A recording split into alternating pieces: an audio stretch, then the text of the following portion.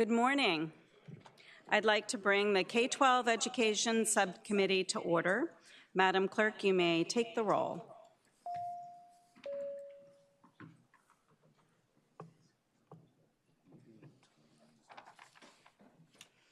You may close the roll. A quorum is present to conduct the business of the committee. Thank you for joining us in person and online. We have a busy docket this session, so we'll be moving at a brisk pace.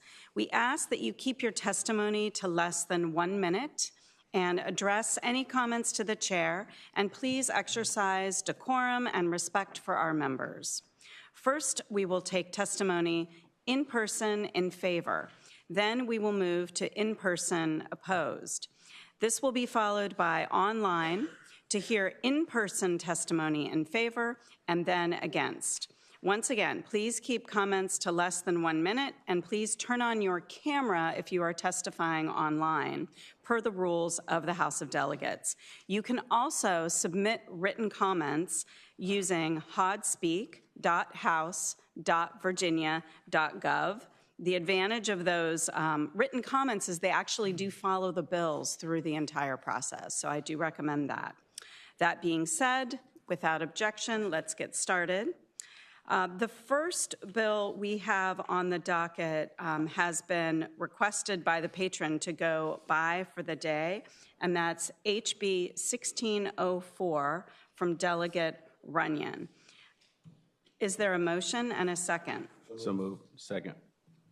All those in favor say aye. Any opposed? Okay. That bill goes by for the day. Next up, we have requests from a few patrons who have other meetings to go to. So I would like to bring up Delegate Clark for HB 1700 and have you go ahead and present your bill. Awesome. Good morning, Madam Chair and members of the subcommittee. I do have an amendment as well for this bill that I would like to move. Can I get a motion on the amendment? Move the substitute. Yes, substitute. Can I get a motion on the substitute? Move the substitute. Second. Okay, all those in favor? Aye. Okay. Please tell us about your substitute and your bill.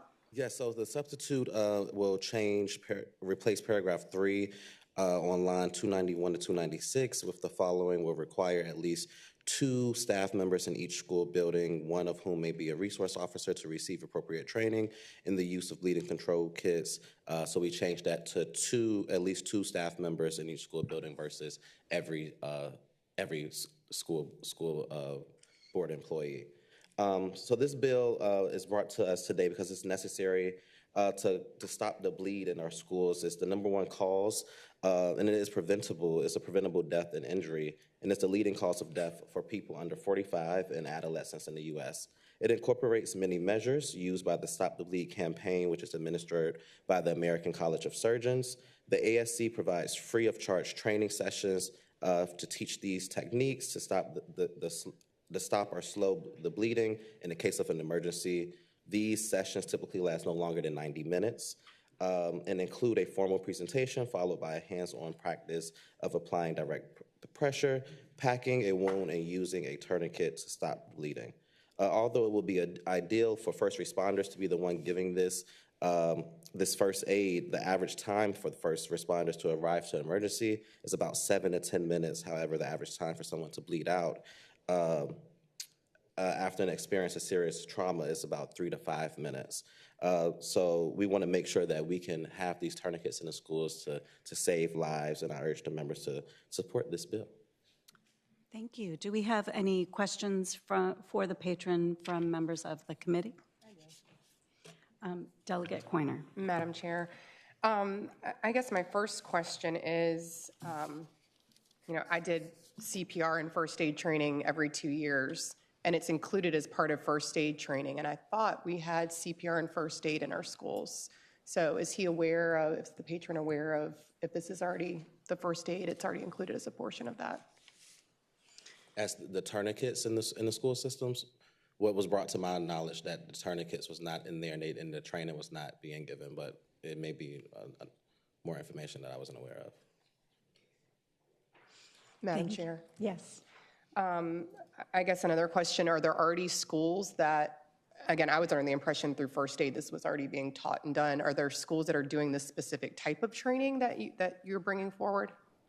When the American, and they can probably talk more about it, the American College of Surgeons, when they brought me this bill and we talked about this, they let me know that the issue that we didn't have tourniquets in schools, and this was to model legislation from 9 other states, California, Texas, Florida, just to name a few that has passed this type of legislation. So I believe there is a need that we don't have tourniquets and the training isn't provided on a large scale. And I work with the school board association as well to make sure that we are changing the language to make sure that every teacher don't have to go through this requirement, which is limited to at least 2 staff members. Madam Chair, one final question.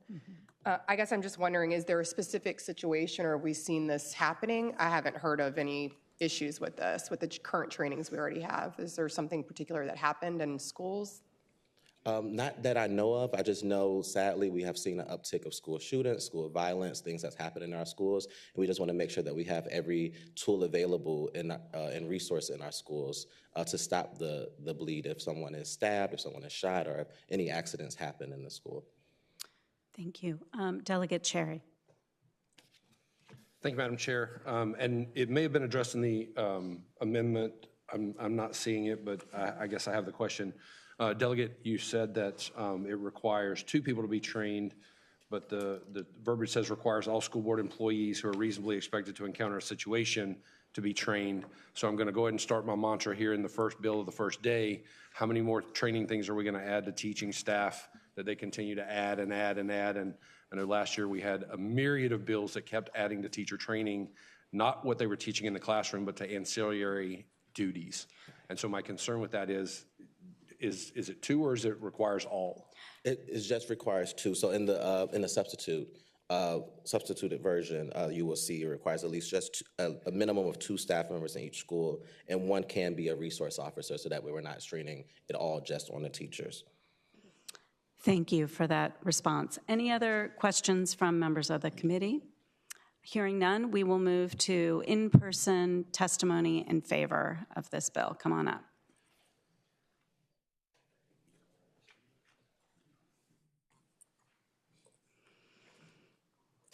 Welcome. Go right ahead. Good morning. I'm Dr. Michael Abutanos. I'm a trauma surgeon, and I'm the Chief of Trauma Center at VCU. I serve as the state chair for the Committee on Trauma for the American College of Surgeons.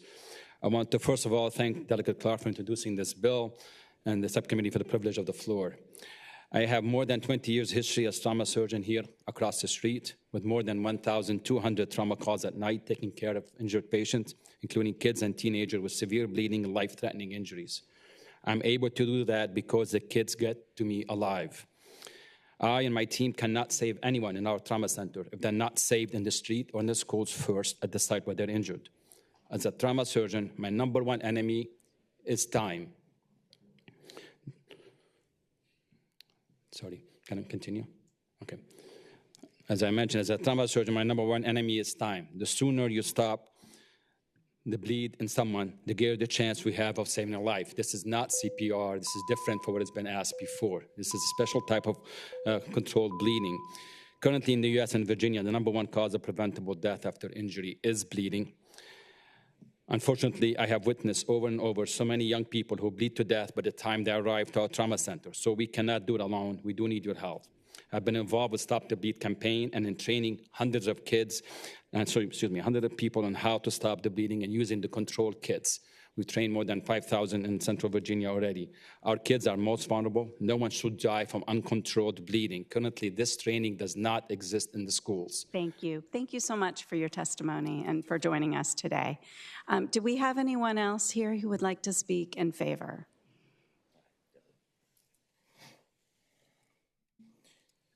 Madam Chairman, Chairwoman, Shane Riddle with the Virginia Education Association. Just to address some of the points, this may answer Delegate Coiner's question.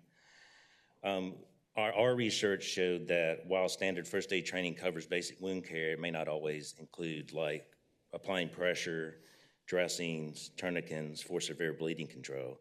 So we believe that this type of language would offer more specialized training focused towards especially these three things. So I hope that answers that question. And on Delegate Cherry's question about trainings, that was our concern too, but I think with the substitute, I think that's reasonable. 2 employees in a school, we believe that's reasonable for us. And so the VEA supports this bill. Thank you. Thank you. Members of the committee, without objection, we're going to go back and have our attorney read the substitute because we don't find it online.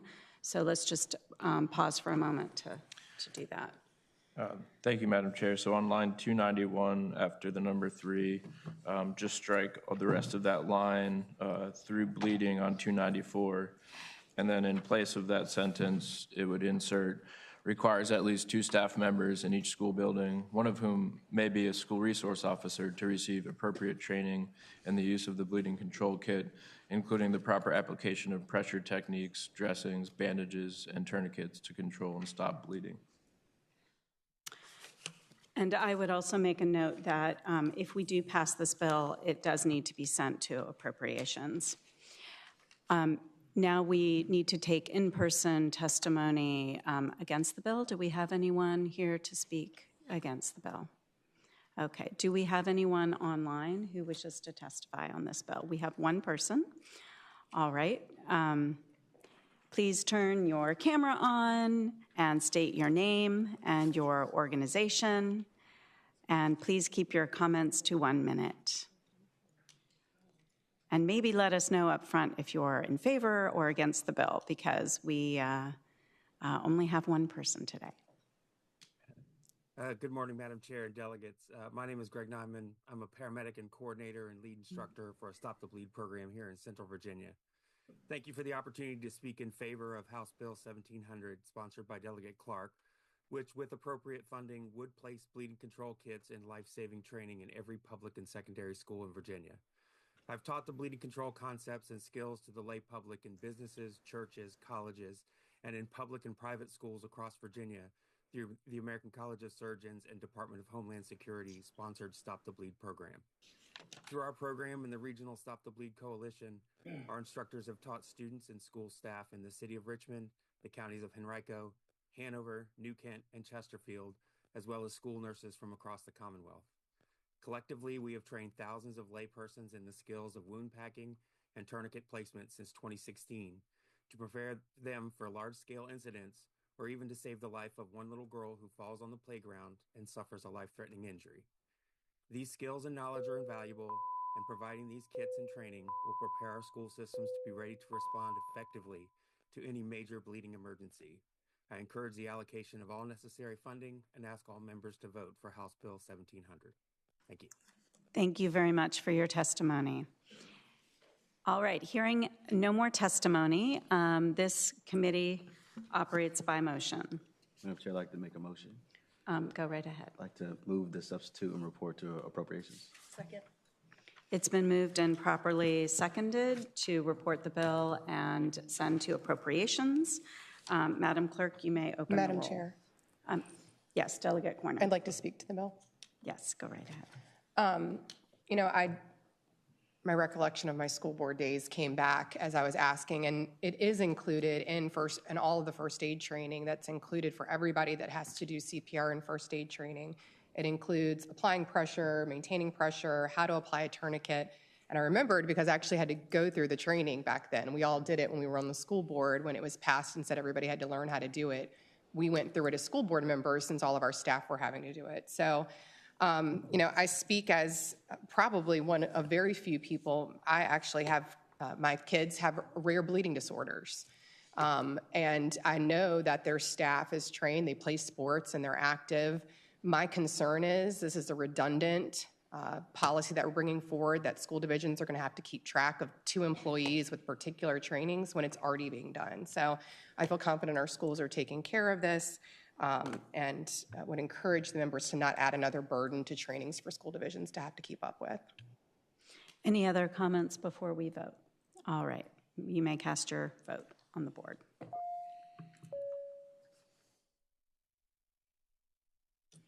Madam Clerk, you may close the roll. That motion passes 6-2. Thank you, Madam Chair and members of the committee. Thank you. All right, next up, we have Delegate Cohen. Delegate Cohen, which bill would you like to start with? One of three. How about we start in numerical order? So HB 1678. Okay, go right ahead and present your bill. Thank you, Madam Chair. House Bill 1678 would require each local school board to develop and implement a policy to require annual notification to the parent guardian of each student enrolled in a local school division to be sent by email or text message, thanks to Delegate Cherry where applicable, within 30 calendar days of the first day of each school year. The notification will remind parents of the importance of securely storing prescription drugs and also of their legal responsibility to safely store any firearm in the household where minors are present. This bill also requires each school board to make such parental notification available in multiple language on its website. Do we have any questions from members of the committee? Hearing none, do we have any in-person testimony in favor of the bill?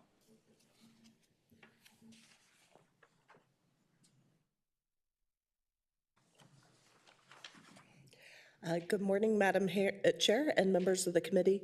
My name is Jackie Beelhart. I'm with Virginia Moms for Change, a bipartisan gun violence prevention advocacy group. Per the New England Journal of Medicine, guns are the #1 cause of death of children, and drugs and poisoning are the #3 cause of death of children. We support this bill as this notification could save children's lives. Lori Haas from the Johns Hopkins Center for Gun Violence Solutions asked me to also mention that she is in support of this bill. We sincerely thank Delegate Cohen for carrying this bill. Thank you.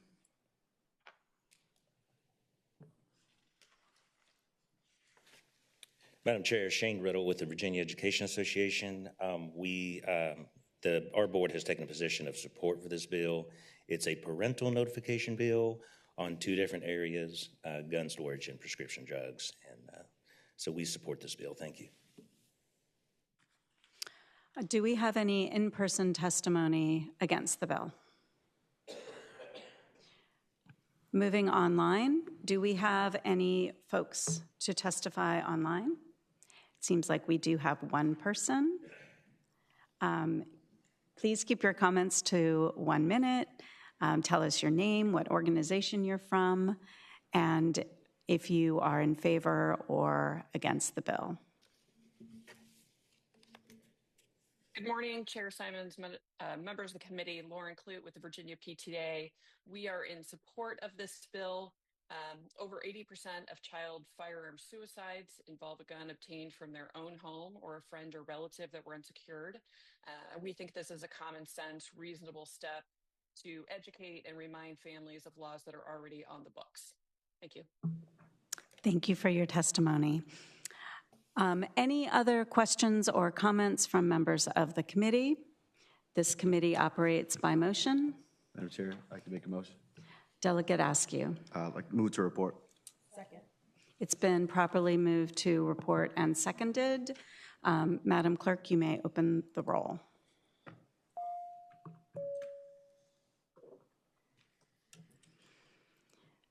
This bill reports, Madam Clerk, you may close the roll. This bill reports 8-0.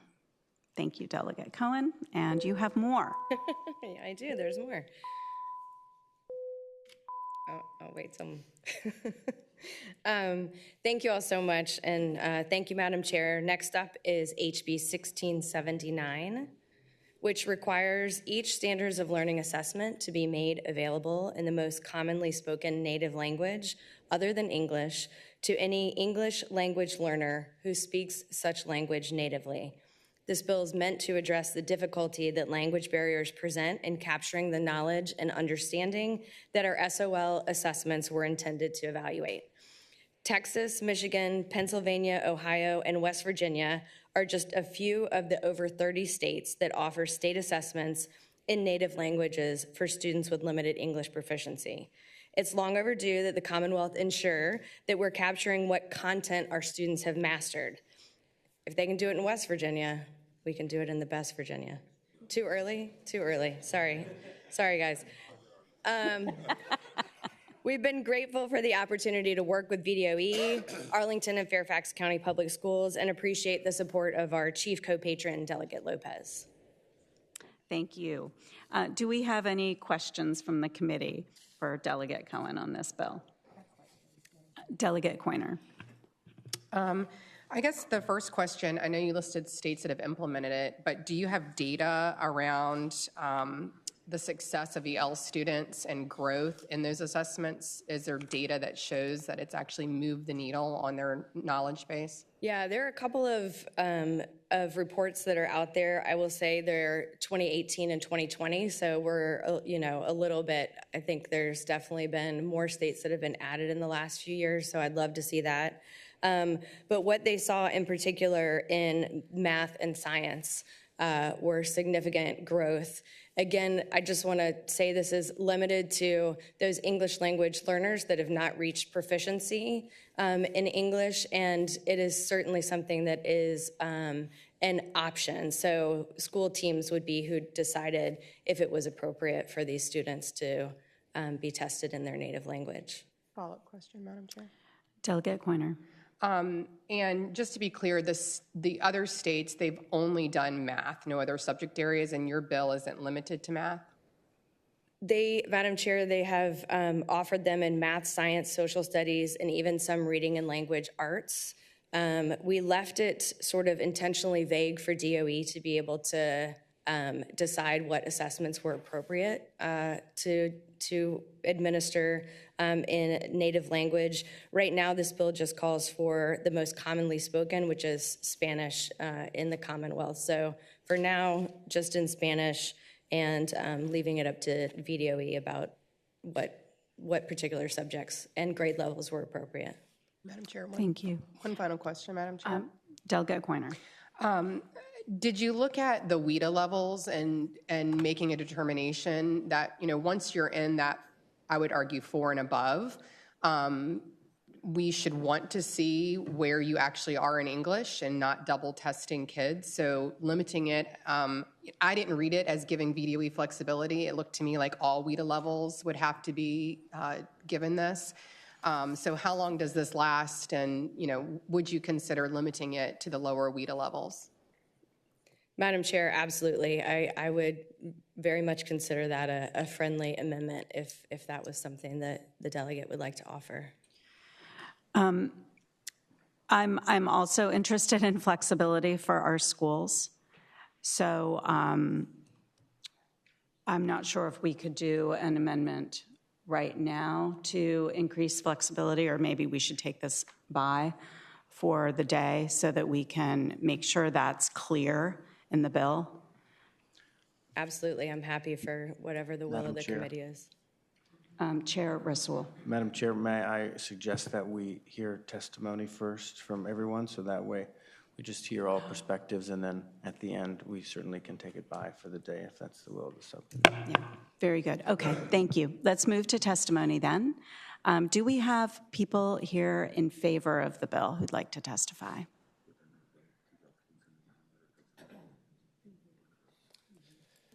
Thank you. Stephen Marcoux with Arlington Public Schools. We strongly support this bill. We thank the delegate for offering it. As has been noted, this is overdue. Most other states do it. And this really is an ideal time, given all the work we're doing on the accountability framework and on the new assessment system that the VDOE is requesting. About just under 6% of the students in Virginia are English learners who speak Spanish as their native language. And if we're trying to get the most accurate measure of how the students are doing and how their schools are teaching them, we want to be able to measure their abilities in math and science and other areas. They may have mastered math while they're learning English. Of course, we want them to learn English as quickly as possible, but we want to get the best measure that we can of how they're mastering all of these other subjects, even as they're learning English. So, thank you. Thank you. Madam Chair, members of the committee, Michael Malloy, Fairfax County Schools. Thank you very much to Delegate Cohen for bringing this. This is a particularly important issue. In Fairfax, we have over 30,000 English language learners. Obviously, not all of those speak Spanish, but this would definitely give us the ability to kind of hone in on content level knowledge as opposed to simply retesting students' ability to speak English. So we very much support this.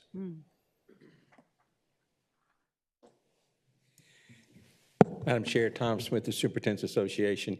You've heard from Arlington and Fairfax, but this is an issue statewide, so we're in strong support. Can I ask you a question? Do you think this bill, as it's written, has enough flexibility in it, or is it prescriptive for the Department of Education? Madam Chair, I think that the flexibility would be what we would be behind in terms of, I don't know if that answers your question or not, but if there are going to be changes to the bill, we'd have to look at it and that, but we're in support of the way it's written now. Okay, thanks.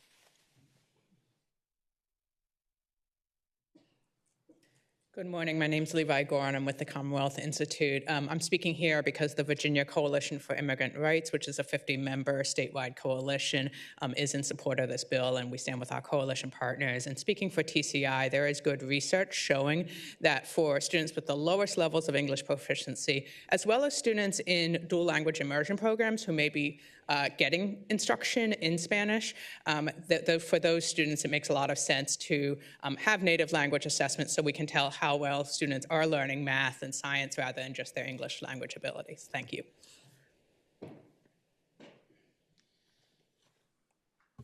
Good morning, Madam Chair. Chad Stewart with the Virginia Education Association. We also support this bill. We see it as an important accountability measure.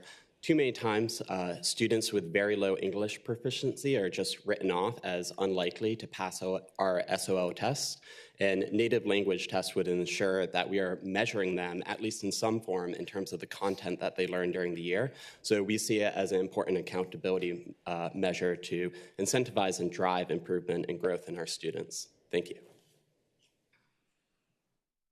Morning, Madam Chair. Alan Siebert, Roanoke City Public Schools. We have a large English learner population, so we certainly support the concept of the bill, and we certainly support efforts to increase local flexibility. However, as the committee, this session has a lot of assessment bills. Also like for you to think about, at some point taking a comprehensive overhaul of the assessment system. Our current standards of learning assessment system is a piecemeal. It's been tweaked and modified so much over the past 20 plus years that knitting all these together into a thoughtful overhaul we think would make a great deal of sense, but absolutely supporting English learners. Thank you. Thank you for the in-person testimony in favor. Do we have any in-person testimony against this bill? All right, moving online, I believe we have a number of people. We have 3 people who would like to testify online. If you can please turn on your cameras, state your name and your organization, and keep your comments to 1 minute. We will get started.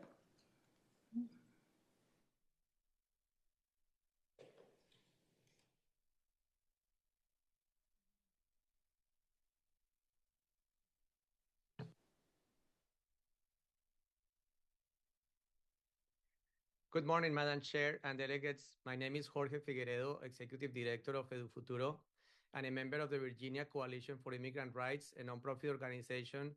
Our organization serves more than 4,000 children, youth, and adults every year in Northern Virginia, and more than 1,000 students from 4 school divisions in Northern Virginia, including English language learners from Arlington Public Schools, Fairfax County Public Schools, Prince William County Public Schools, and Alexandria City Public Schools.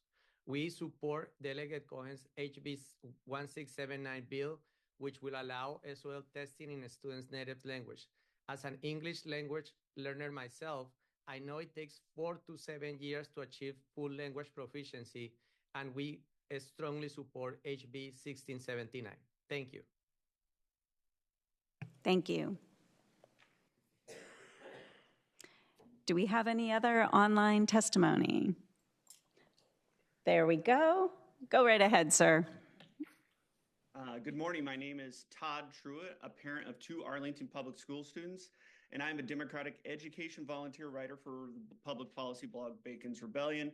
I'd like to voice my support for the Native Language Assessments Bill. Consistent with Senator Favola's amendment, I have been one of the most outspoken Democrats publicly in the Commonwealth in support of the new accountability system. Thankfully, the new system will issue school ratings consistent with federal civil rights laws, like in Maryland and many other states, which requires inclusion of English learners 3 semesters after entering a school in the United States. The new system's English learner inclusion has received the strong public endorsement of the 2 major national English learner civil rights organizations, Migration Policy Institute and Unitas US. Native language assessments are fiscally conservative.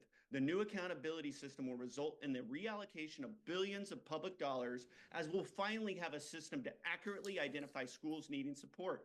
Beginning English learners are often failing SOLs because of lack of English knowledge, not content knowledge. My Senator Barbara Favola has proposed a budget amendment for $300,000 per year to fund such exam translations for math and science in Spanish only, as a majority of states do. Red states like Texas, Thank you. Wyoming, Idaho, and Nebraska. Thank you. Thank you so much for your testimony. And next, we have Virginia PTA. Go right ahead. Good morning, Lauren Clute with Virginia PTA. As was already mentioned, at least 30 other states are already doing this with at least some of their tests. Given the changes in technology, we think it's never been easier to make these SOLs available to students in their native language, and really allows us to level the playing field for non-native speakers, and allows us to evaluate the results of the actual material being tested rather than the test taker's ability to translate. So we support this bill. Thank you. Thank you very much. Do we have any other testimony online? Okay, hearing none, let's move back to discussion by the committee. Any other discussion by members of the committee? Delegate Coiner. Madam Chair, I would note a few things that if this bill moves forward that I think is worth looking at and considering. One would be perhaps rather than doing all of the assessments at one time, trying to just do math, which seems to be the most consistent with research, and let us see if it makes a difference in our state in terms of what we can see and identify for content, knowledge, and growth, rather than doing all of them at once. I would remind us that the literacy screener as part of the Literacy Act is being done in all languages, and so that's giving us the English. And we can see in their language where they are in both their own language as well as in English. So we do have that ability. So one suggestion might be to try it in just math. The second would be those WIDA levels, focusing in on the lower ones. The third, and again, the vagueness of the sentence that's in here, I don't think puts in the hands of the ELP teams, which is really who should be making the decisions about which language the assessment is given in. I think if we put it in the hands of the folks closest to the student and their learning, rather than leaving it to the overall school board to make a decision, which quite frankly oftentimes is based around what happens with scores they have to report. I think the ELP team is probably the best fit to make the decision for the child. And then, the last thing I would note would be, today we're waiting many years to count scores of students, English language learners, as part of the accountability for school divisions. If we believe that this is going to show content knowledge of students, then I would think we could shorten, if you choose to take this version, we should hold schools accountable for the knowledge base that that student is showing they can learn. So I'd like to see a different counting of the scores if it is deemed at these lower levels that the student is able to show their content knowledge versus English skills in that area of math. So those would be the things I think we should consider, again, in the best interest of students and ensuring that they are learning as much as possible, as quickly as possible in Virginia. Madam Chair, may I respond? Yes. I think I would just say that the way that this is written, in practice in a school, for this opportunity to be available, it's always going to go down to the local team. I mean, that's how this works, because we don't know with every student, even who speaks a native language, what their proficiency in reading that language is. We don't know what their proficiency in writing that language. So this is absolutely going to go down to the team. I do trust that, VDOE, right now, we have a budget amendment that we have submitted that ties this in with the RFP that is currently out there for a new SOL system. So we have spoken with VDOE about that and tied it into the governor's budget amendment for money that has been proposed to be able to update these systems. It is a very common practice that all of these vendors have this ability. And so again, I feel comfortable with the language as is, but certainly defer to the subcommittee with, what you'd like to see. Thank you, Delegate. Any other comment, Delegate Cherry? Yes, ma'am, Madam Chair, thank you.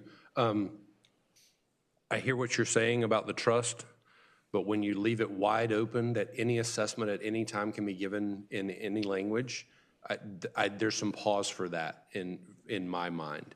And I support the concept. And if there's a motion made to move it forward, I'm going to put a no vote up, but I want to tell you it's only because I want to have time to work on it, and I don't want to have to hear it back in this committee again. And so that way we can continue to work on it as it goes to full. If we can get to a place where we can all agree on it, I think it's a good policy, but I think we need to narrow the scope a little bit and do that. So if you see a no vote, I'm not angry at you. I want us to work on it so it's not on the consent agenda when we go to full. Thank you. Delegate Askew. Yes, Madam Chair, I'd like to make a motion. Go right ahead. Madam Chair, I'd like to make a motion to move to report and refer to appropriations. Do I have a second? It's been moved and properly seconded. Any discussion? Madam Clerk, you may open the roll.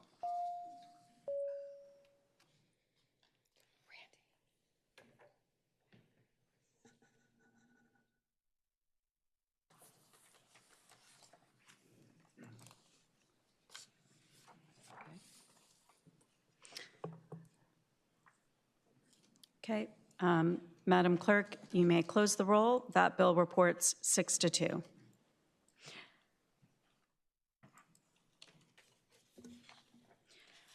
Next, we have your final bill, HB 1806, and I believe you have a substitute, so can you? Yes, if you could please pass out the substitute, if you have those, and shall we have our counsel explain the substitute for us? Would that be all right? Okay.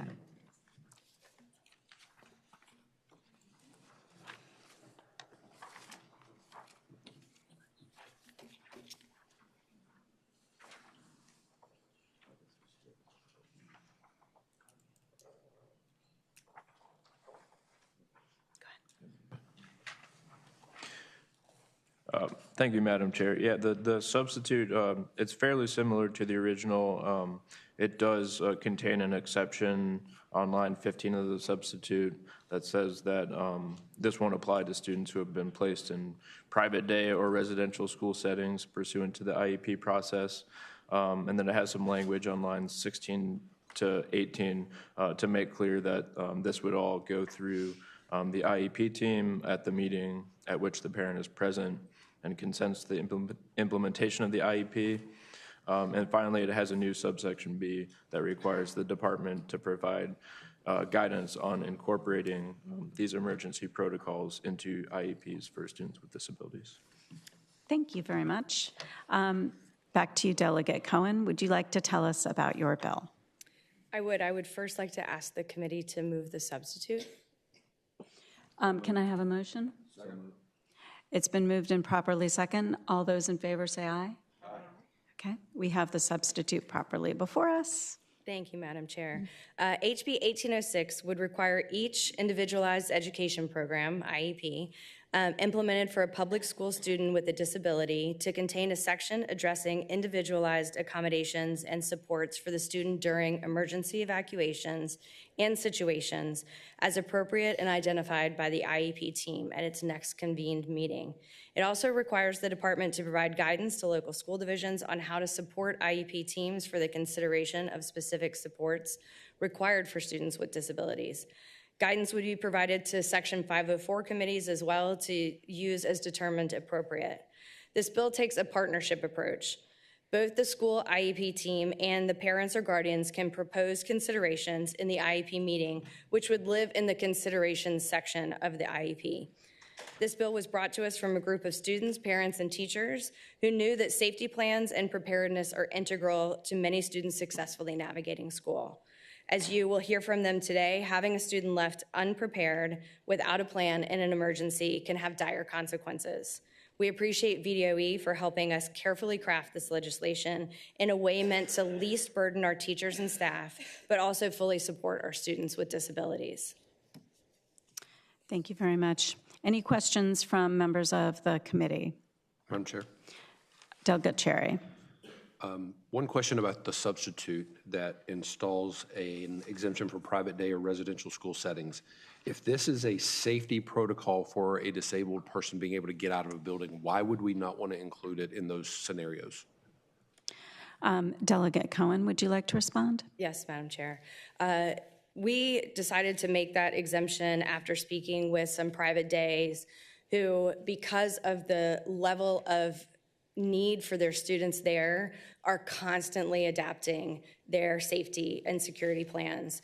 And so their fear was trying to convene the IEP team, depending on how a student showed up that morning, just did not allow the flexibility in these very specialized settings. Now, the promise that they made to me is we're going to get together this summer and work on what is an appropriate bill that will help support students there, but also make sure that we're not putting some inflexibility in that's going to make it worse for our students. I appreciate the question. Thank you, Delegate. Let's move to testimony. As people come down, I want to remind you of the 1 minute, and I also want to remind you to address me and speak through the chair, please. Welcome. Good morning, Madam Chair. Devin Cabot with Two Capitals Consulting, here on behalf of the Autism Societies of Central Virginia and Tidewater, and both organizations support the bill, and thank the delegate for bringing it forward. Thank you.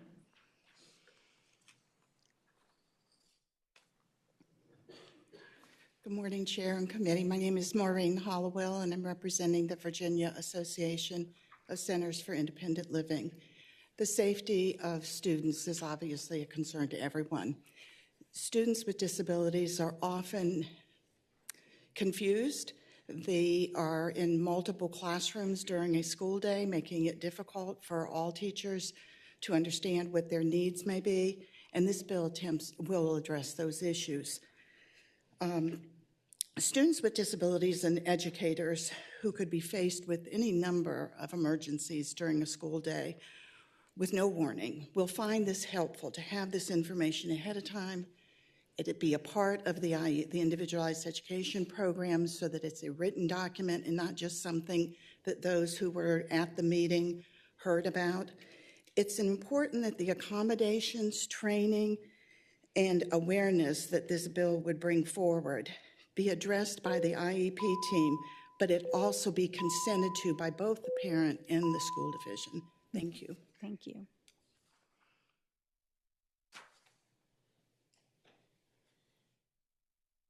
Welcome. Welcome. Good morning, Madam Chair, members of the subcommittee. Ashley Wright, representing the ERCA Virginia. We're very grateful to Delegate Cohen for bringing this forward, and we support the bill. Thank you.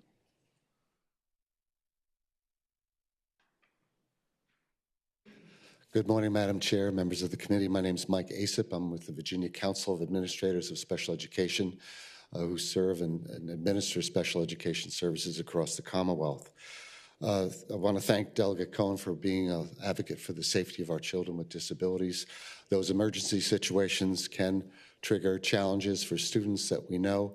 Those with sensory deficits and mobility issues certainly are those, but also students who might, the stimulation and all the excitement of a change is a challenge for some of those students. We did not support the original version of the bill because this would have required explicit information for 180,000 plus IEPs.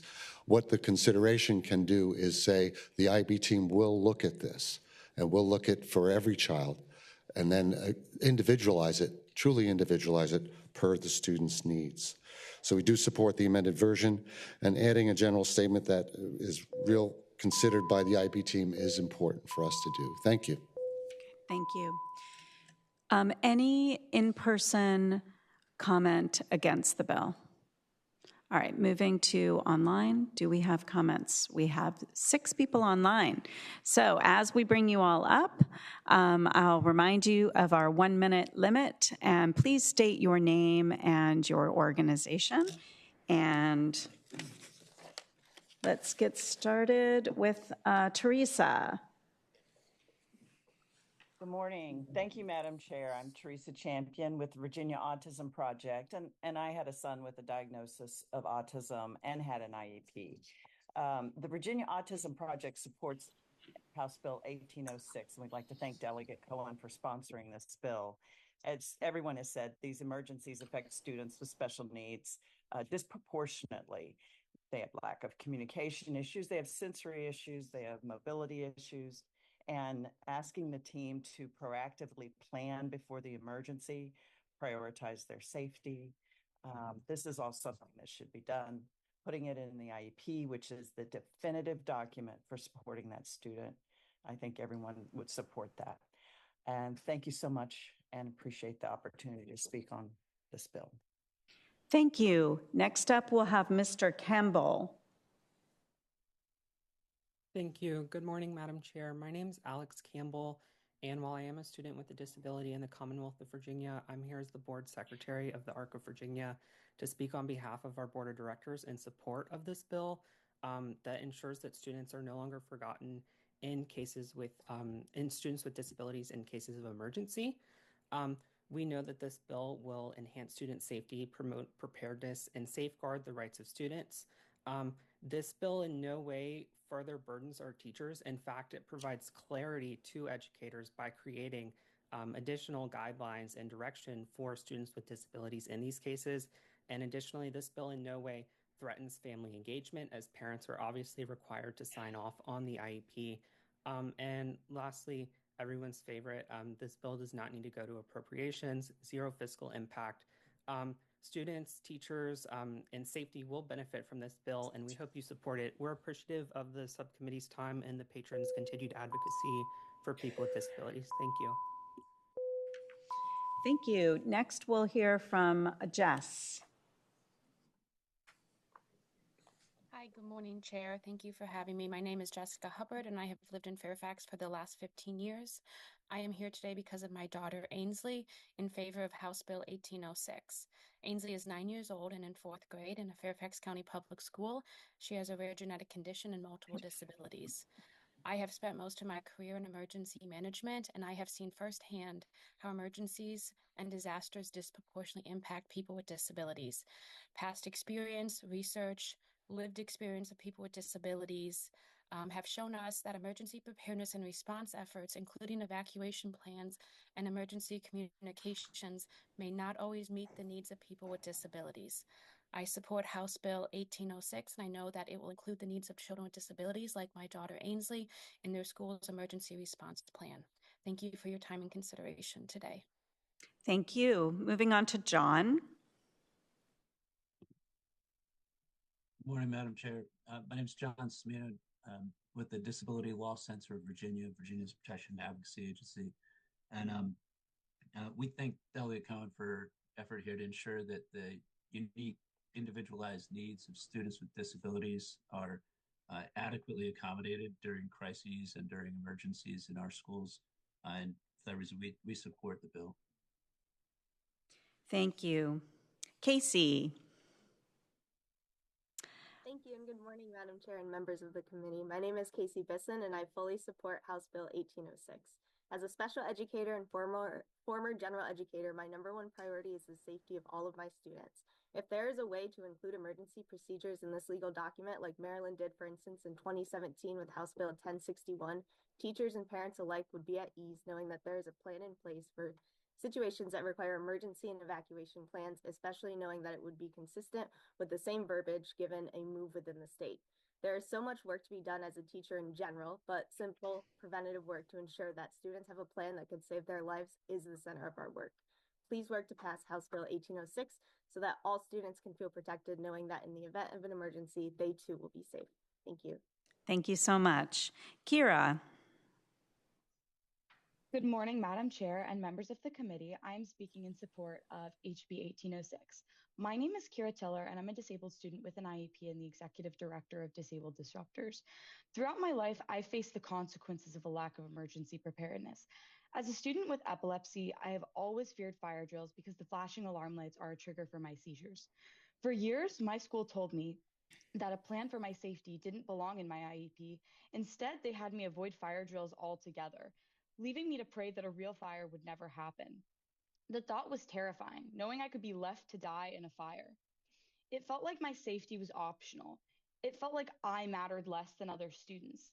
But disabled students' lives cannot be an afterthought. We must act now before this issue and this neglect costs a child their life. I want to thank Delegate Cohen for sponsoring this absolutely crucial legislation. Thank you. Thank you. Jordan. All right. Hello, my name is Tate Jordan, and I'm with Disabled Disruptors and the National Federation of the Blind of Virginia. I'm in direct support, both organizations are in support, of HB 1806 that makes sure our students feel safe in their schools. Imagine you're in class and the fire alarm shrieks, while all the students scurry to the exits. You're left standing there, completely alone. With this legislation, students like myself will have the ability to feel safe in their schools. Thank you for your time. Thank you very much. I believe that concludes the online testimony.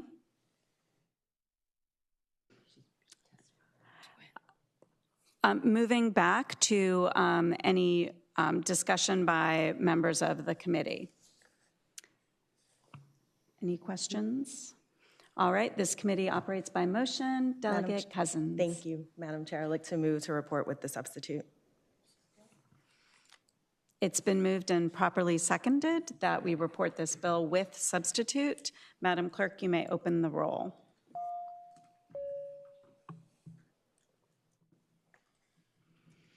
You may close the roll. This bill reports 8-0.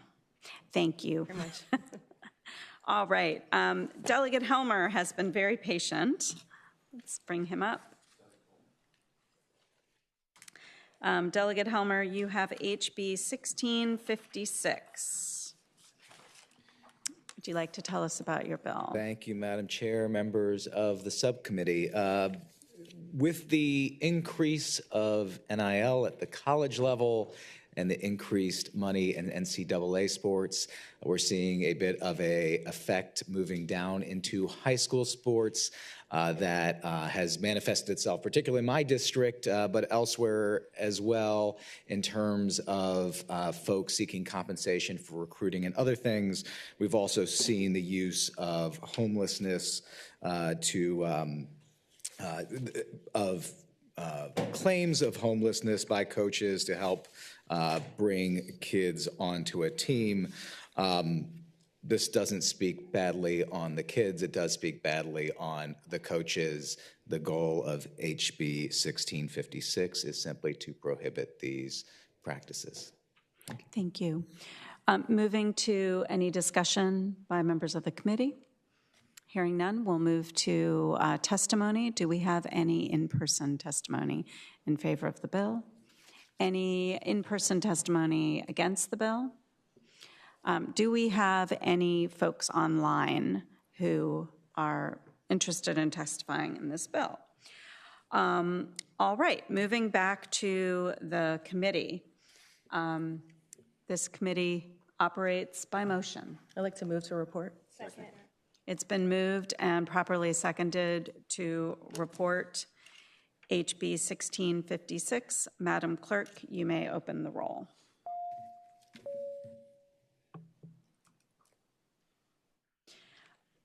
You may close the roll. That bill reports 5-2. Thank you, Madam Chair, members of the subcommittee. Thank you. Next up, we're back going in order here. We'll have Mr. Delegate Jones join us. And Delegate Jones, you have 1663. Yes, ma'am. Thank you, Madam Chair, members of the subcommittee. I am bringing before you today HB 1663. which simply seeks to create a uniform, proactive approach to prevent heat-related illnesses through training, monitoring, and hydration, and as well preparedness. I will state that BHSL currently has guidelines, but what my bill seeks to do is to set forth requirements. Any school that has children participating in fall sports that begin practicing in the summer should have a set praxis by which they ensure the safety of these children. We've had deaths here in the Richmond metro area at Virginia Union University, and then there was a tragedy in Hopewell that the cause of death is and was a heart attack, but it was still brought on by the heat and the challenges there. Madam Chair, we talked about whether or not middle schools or high schools, any school, any sport, any activity that is outside in the elements, there should be a level of responsibility that that member school should have set forth. And so this is just asking DOE to set those requirements down.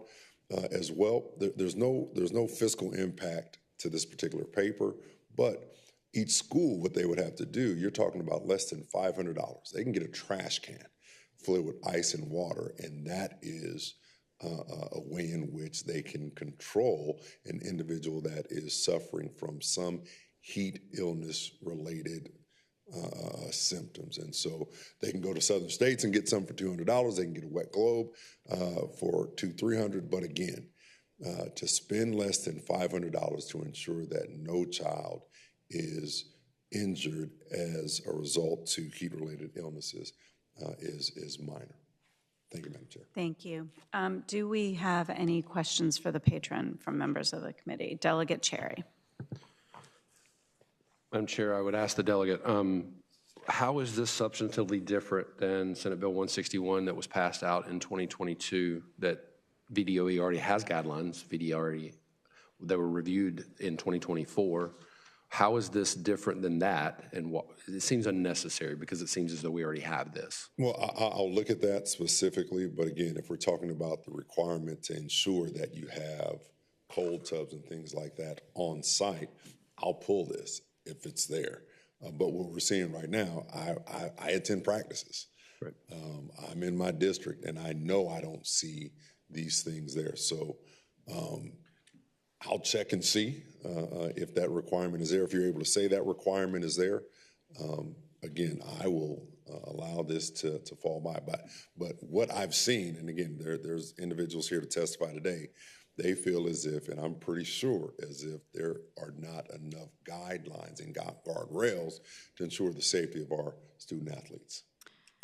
Thank you. I believe your bill does have cooling zones. Is that what they're called? Correct. And, okay.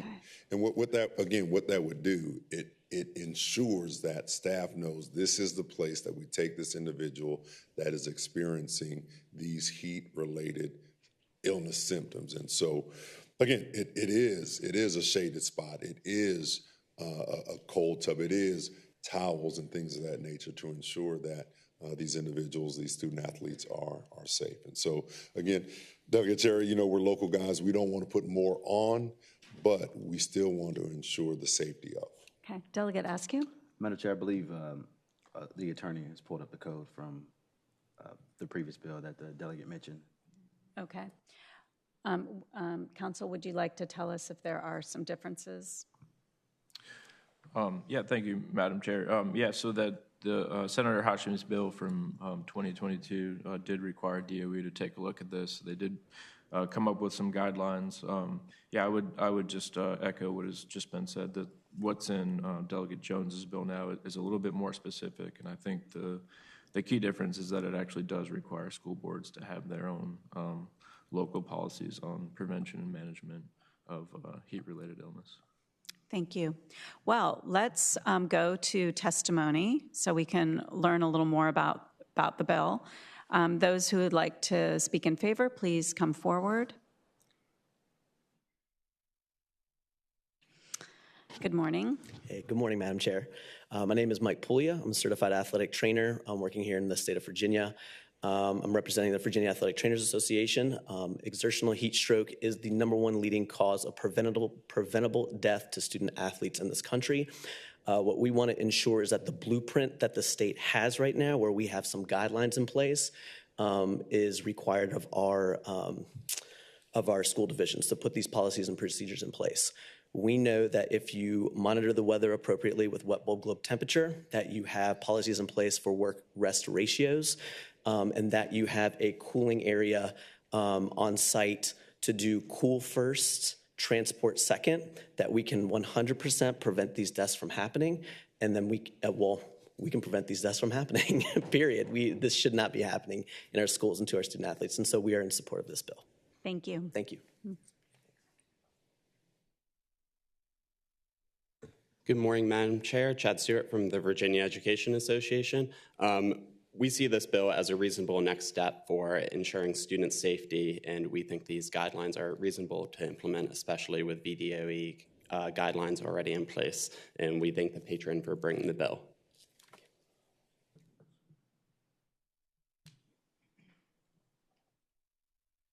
Madam Chair, members of the committee, Gonzalo Ida with the American Heart Association, and for the reasons stated prior, we are in support of the bill. Thank you. Thank you. Do we have any testimony in person against the bill? Moving online, do we have anyone online? Okay, we do not have anyone online. Any further discussion from members of the committee? Delegate Askew. Madam Chair, I'd like to move to report and refer to appropriations. Okay. It's been moved and properly seconded to move and report to appropriations. Madam, any discussion from the committee? Madam Clerk, you may open the roll.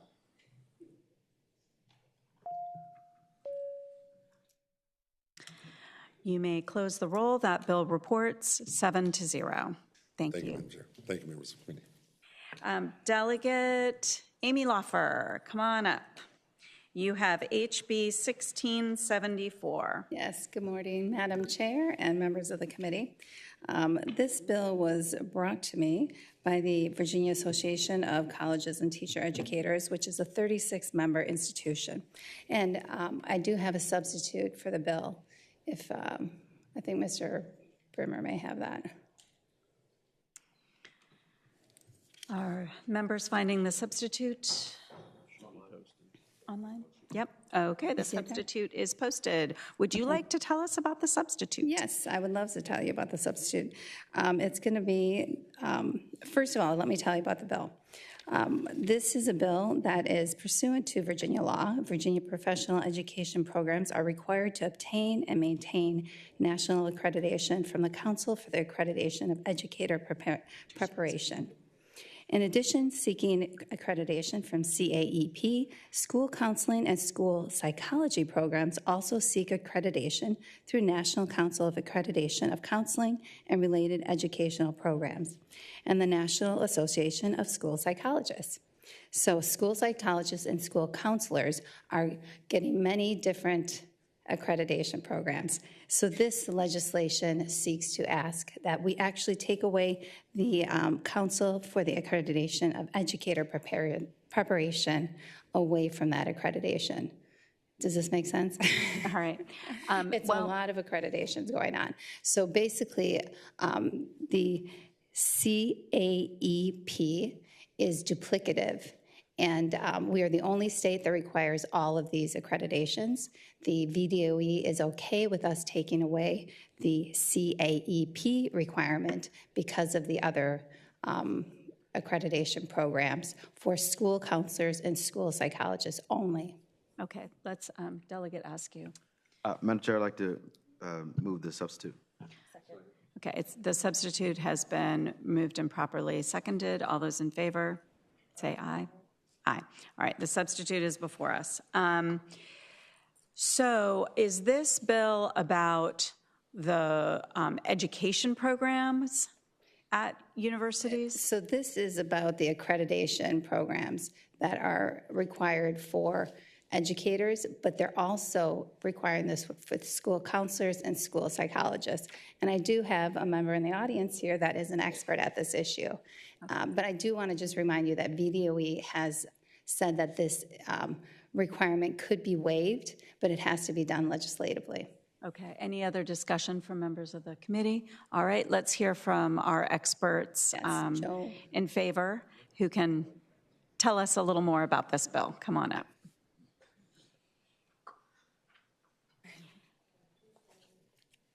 Madam Chair, Subcommittee.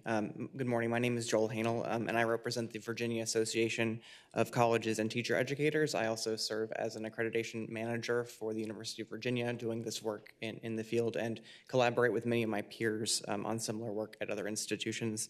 As an organization, we have found over the last few years that there are duplicative accreditation requirements for these two specific programs. We are the only state where we are not allowed to waive those requirements, and so what's happening is our programs are finding that they're submitting multiple reports to different accrediting bodies. They're having duplicative site visits, and they are finding that there are some sort of overlapping and disconnect between those requirements. To one of the questions that you raised earlier, Madam Chair, this is for our higher education institutions and is focused on the training on that side. Okay. I have a follow-up question for you. So the institutions of higher education are involved in certifying, accrediting the students that they have. Yes. And the students have to be accredited by multiple different, okay, got it. Any other questions from members of the committee? Any other testimony in support of the bill? Madam Chair, Shane Riddle with the Virginia Education Association. For the reasons stated, the Virginia Education Association supports the bill. Anyone here opposed to the bill? Do we have anyone online who would like to testify on this bill? Okay, hearing none. Back to the committee. This committee operates by motion. Madam Chair, I'd like to move to report with substitute. Okay, it's been moved and properly seconded to report the bill with a substitute. Madam Clerk, you may open the roll.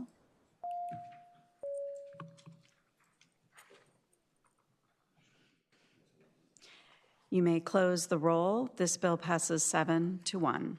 Thank you, Madam Chair. Thank you. Delegate Reed. You have two bills. Which one would you like to take up first? Let's just do them in numerical order, ma'am. Okay, 1740. Yes. So first of all, 1740 before you, and I'm just going to look here at my notes.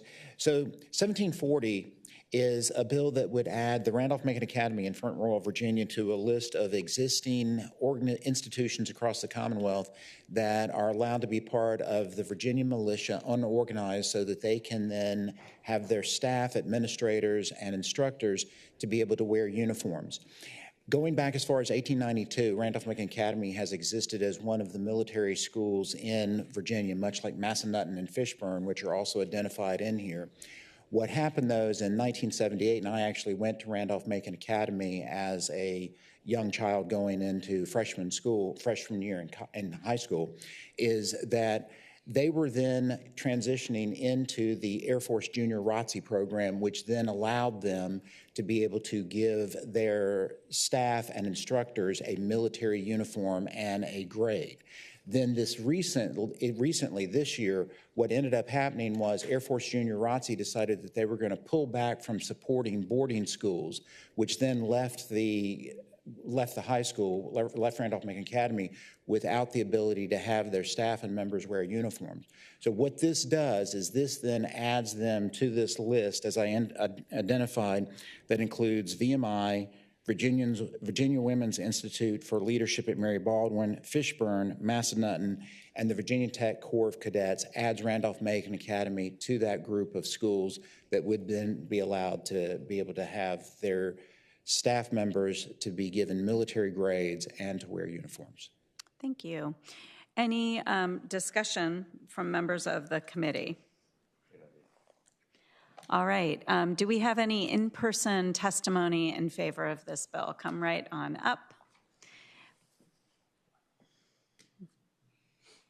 Good morning, Madam Chair. Thank you for hearing me. I am Frank Carlucci. I have the pleasure of serving as Commandant at Randolph-Macon Academy. I'm also a former military officer, veteran of Desert Storm, and I am a licensed teacher in the Commonwealth of Virginia. We have the support of the Board of Trustees for this bill, as well as Secretary Crenshaw and Major General Ring. Randolph-Macon Academy is the largest military-associated school, secondary school in the Commonwealth, with close to 270 students. 100% of our students are accepted into colleges, and 30% of our graduates go on to service academies or military-associated colleges. We typically, on average, send 15 or more of our graduates to service academies. There's no school in the country that does that. Currently, we have over 50 cadets at the various service academies across our nation. So please, thank you for supporting this bill and allowing us to continue to create leaders for tomorrow. Thank you for coming to the General Assembly and testifying. We appreciate it. Thank you. Any testimony in person against this bill? Is there any online testimony for this bill? Hearing none, back to the committee. It's been moved and properly seconded to report the bill. So, Madam, any discussion? Madam Clerk, you may open the roll.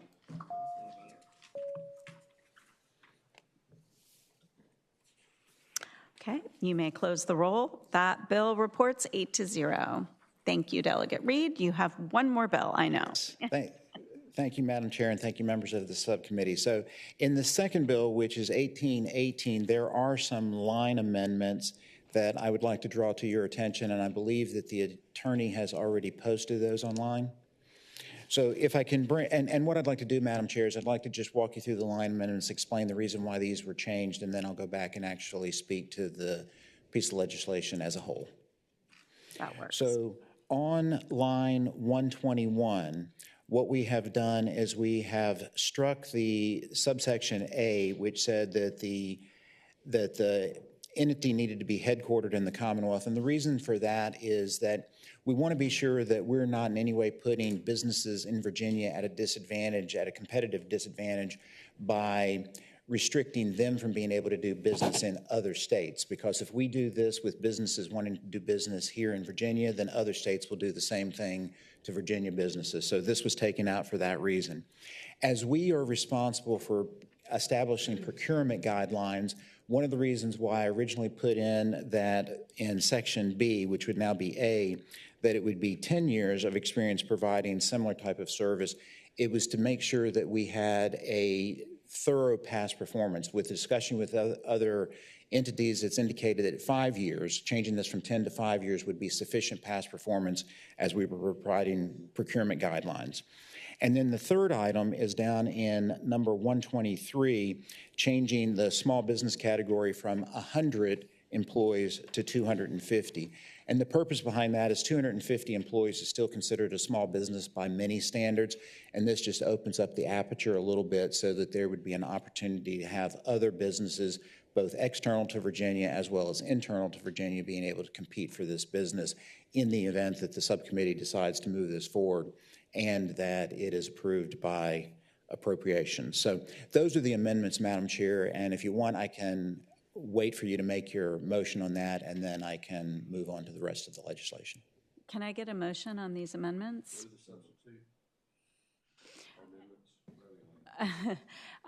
There's been a motion. It's been properly seconded. All those in favor, say aye.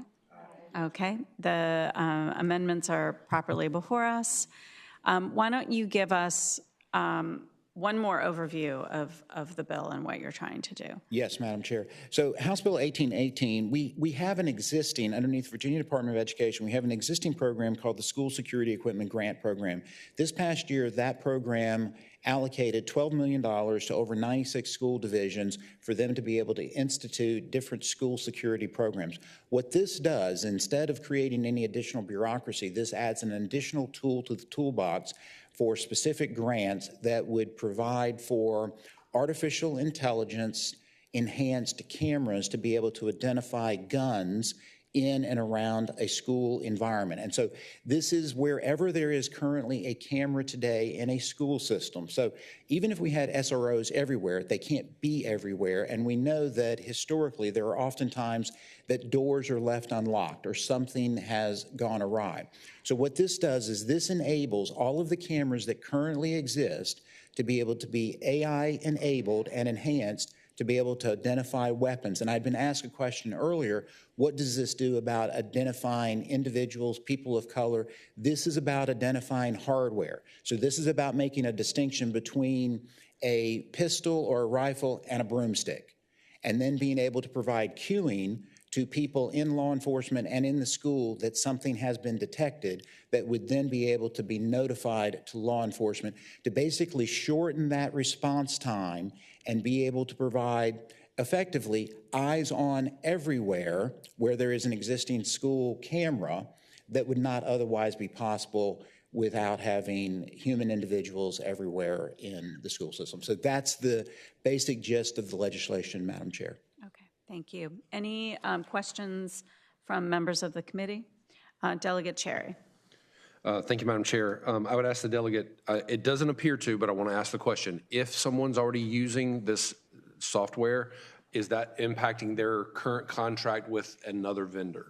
So that is a good question. So let me just give you a couple examples. One is that this is something that is really very targeted at, let me just do my math again. It would be 2 Title I schools in each congressional district as a 3-year pilot program, and the money's been set aside, or at least I've put it in a budget amendment to be able to do that.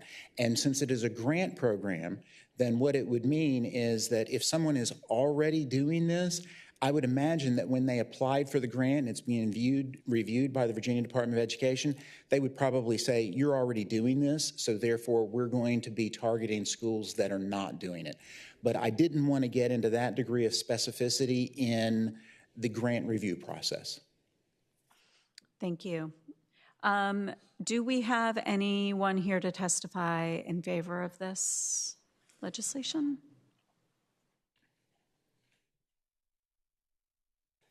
Chad Stewart with the Virginia Education Association.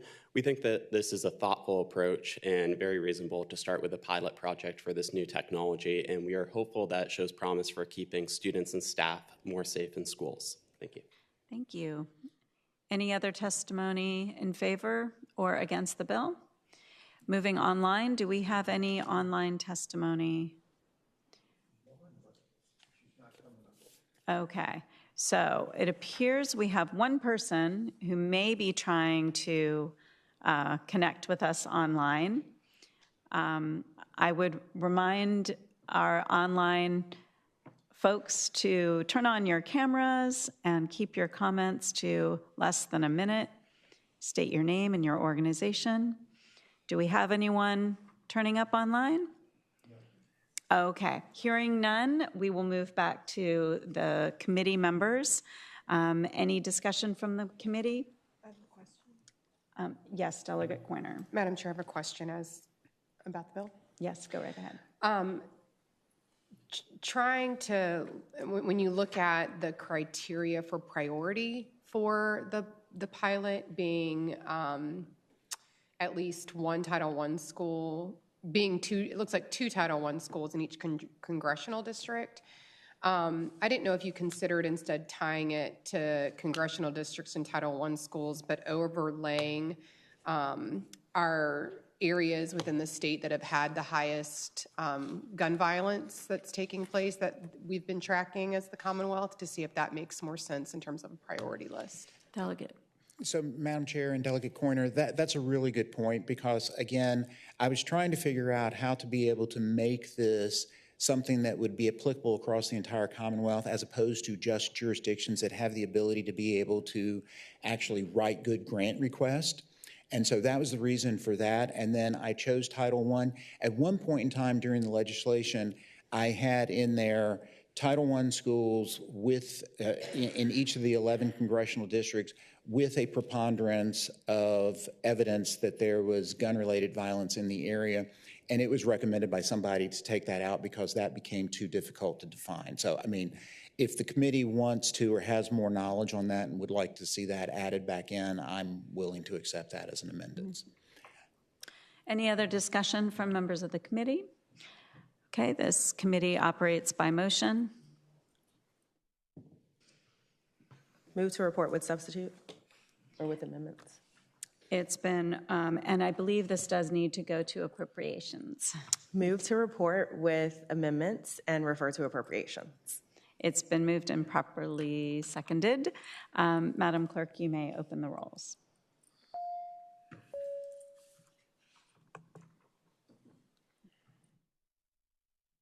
Okay. This bill reports 8-0. Madam Clerk, you may close the roll. And congratulations, Delegate Reed. Thank you, Madam Chair. Thank you, members of the subcommittee. All right, we will go at ease for just a moment.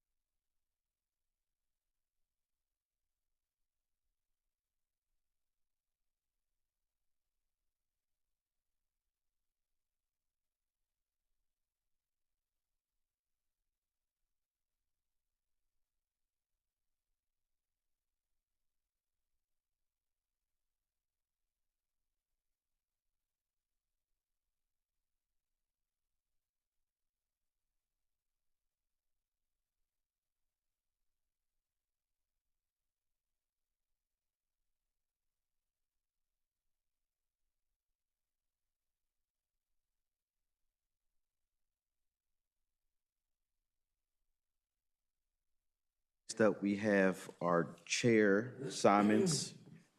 Chair Simons, which bill would you like to start with? The mathematics, HB 1829. Madam Chair, you have the floor. Thank you. Virginia has made some really amazing investments in our teachers and students in recent years, like we saw with the Virginia Literacy Act. This bill seeks to put math next on the agenda because we know that math skills are foundational to jobs in our fast-paced, high-tech economy. We start by strengthening our capacity around math at the Virginia Department of Education with a new Office of Mathematics Improvement that will offer curriculum support and best practices for instruction. This new office will also coordinate the creation of new advanced math classes taught online through Virtual Virginia in subjects like probability and statistics, discrete mathematics, math analysis, and data science, classes that might not be offered in smaller and rural districts. Then, what I think is the most exciting part of the bill, we increase the number of math specialists who can provide targeted instruction in our schools. You might say, how are you going to find these math specialists? Because we do have a teacher shortage. Well, the bill is designed to help schools grow their own by introducing a micro-credentialing program for existing classroom teachers in conjunction with Virginia's teaching colleges, who, I'm proud to say, were at the table helping us craft this bill, along with educators, superintendents, and math experts from across the Commonwealth. So I'd ask the committee to pass the bill so Virginia can join the other states like Tennessee, Massachusetts, and Florida that have already made major investments in elevating math and ensuring our students reach new heights in math excellence. Thank you. Thank you, Madam Chair. Are there any questions from members of the committee to the patron? Delegate Chair. Mr. Chairman, thank you for that. I would have a question for the delegate. It seems as though we just passed the Math Literacy Act. We haven't even fully implemented the Math Literacy Act, and this seems to be adding even more to that when we haven't even seen what that's doing yet. Yes, thank you. We are focusing on this area. I think the special thing about this bill is making sure we have the coordination from the Department of Education around math. I'm hearing from a lot of teachers that they feel like they don't have support for the new guidelines and that they need more robust planning around assessments and curriculum from the state.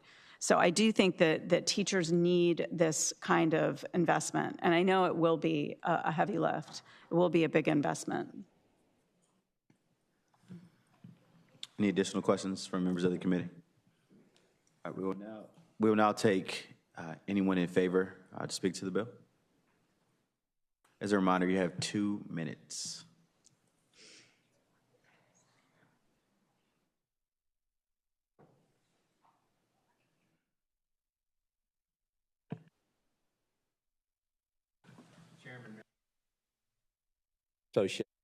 We're in support of this. We appreciate being brought in on the beginning of it. We appreciate the flexibility that's in here, the grow your own pieces.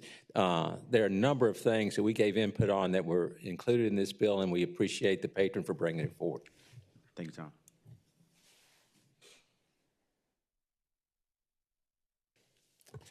Chad Stewart with the Virginia Education Association.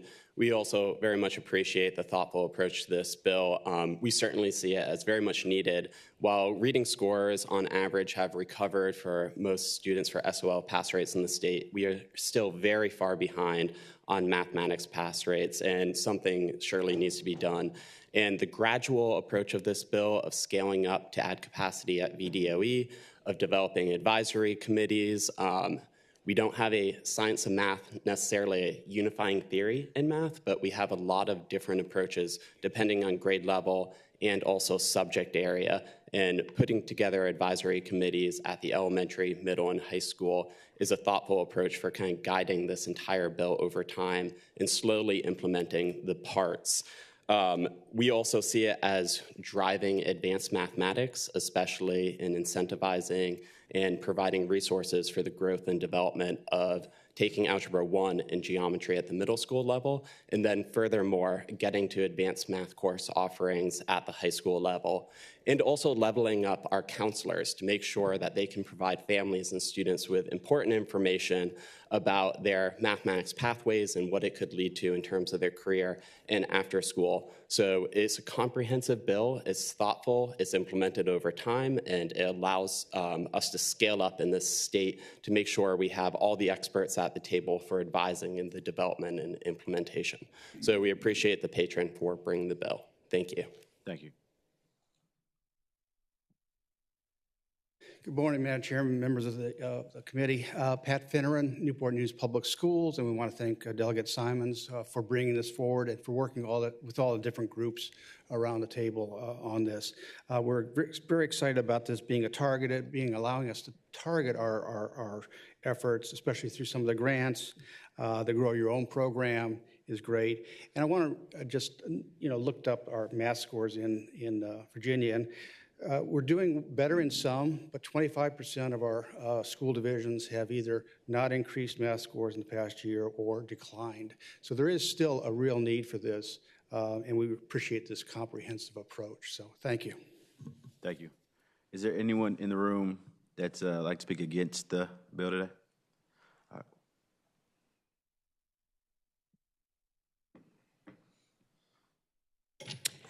Good morning, Board. My name is Dr. Candace Lucas. I'm a licensed educator, specifically special educator and licensed administrator. With all due respect to the delegate, we need this bill like we need another hole in our heads. As far as I'm concerned, the Virginia Department of Education currently has programs in millions in funding to go ahead and supplement math instruction, specifically for Title I schools, as well as students with disabilities, as well as students that speak English as a second language. We have no data indicating the effectiveness of the current programming. So to create another whole entity in order to address math when we can't even get the reading part right yet, and we can't even get the basics of the SOLs for math as far as fundamental skills in place yet. It's like giving money to a heroin addict and asking them to pay the rent. It's not going to work. Okay, and I'm very concerned that we are not putting more in place to allow educators to be the ones who truly drive instruction. We're the licensed ones. We're the experts. I heard previous speaker address the issue of who are the experts. Parents are the experts. We need Black and brown parents. We need parents who speak English as a second language at the table to determine exactly what is needed. In the Virginia Department of Education, there are no individuals of color, are no individuals with disabilities, are no individuals that speak English as a second language that are driving math and reading instruction. And I'm very grateful for Delegate Coyner. I work very well with her as far as pushing what needs to be done. But we need this bill like we need another hole in our head. It's not going to improve outcomes. It's going to increase bureaucracy. Thank you. Thank you. I will now move to online testimony. Is there anyone online? All right.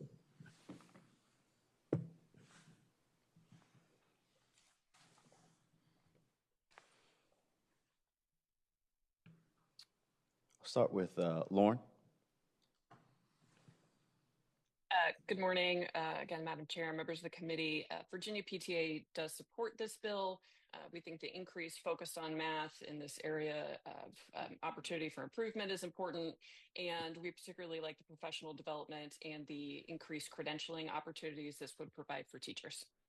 Thank you. Thank you. And next we will have Mrs. Young. Good morning. Thank you, Madam Chair. My name is Kristen Young. I am a licensed Virginia teacher and administrator, and I support HB 1829. I've served in education almost 30 years, and 24 of them were in Newport News. I taught grades kindergarten through 12th in collaborative teaching settings and with English language learners. I agree with this bill's foundation and necessity for an Office of Math Improvement and Advisory Task Force. Math proficiency has declined in many areas across grade levels in the state and the nation. Just as Virginia took a strong hold and prioritized literacy, math performance is at the top of concerns for Republicans and independents and Democrats. I applaud this bill's creators for their proactive approach to stabilize and improve the back to basics mathematics instruction and student performance across the Commonwealth for all students. Most students and families are unaware of all possible math course options that should be available to all students in Virginia's public schools, but there is inequity. I've even had to give up days of instruction to even help my entire class select courses for the next school year.